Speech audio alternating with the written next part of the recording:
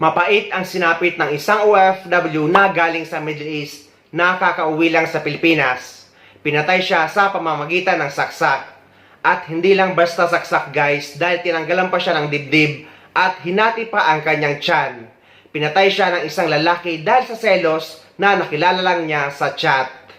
Selos ang nakikitang motibo sa karumaldumal na pagpaslang ng isang lalaki sa kanyang kinakasama sa barangay Maybula, Tulunan North, Cotabato. Sa ulat, naganap ang krimen noong Oktubre 30 ng taon sa bahay ng sospek na kinilalang si Michael Purada, 27 anyos. Ang biktima naman ay nakilalang si alias Roxanne, isang OFW na residente ng Luayon, Makilala, North, Cotabato. Sa ulat, nagpaalam umano ang biktima na uuwi sa kanilang lugar para makaboto. Subalit hindi ito pinayagan ng sospek na siyang dahilan ng kanilang matinding away. Lumalim umano ang away ng mag-live-in partner hanggang sa kumuha ng kutsilyo si Purada at pinagsasaksak si Roxanne.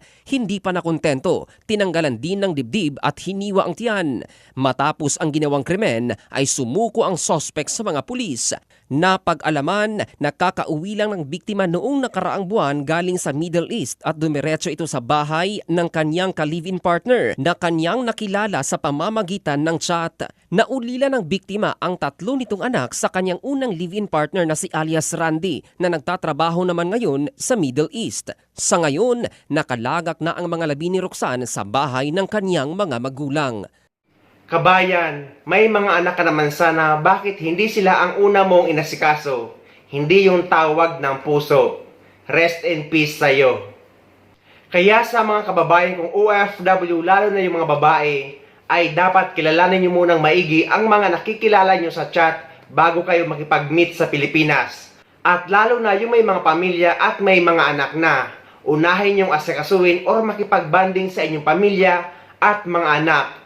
Kilalanin yung maigi yung mga nakaka-chat nyo guys, dahil kagaya ni Kabayan, yung pag-uwi niya sa Pilipinas para sa kanyang bakasyon ay humantong sa kanyang kamatayan. Napakasakit,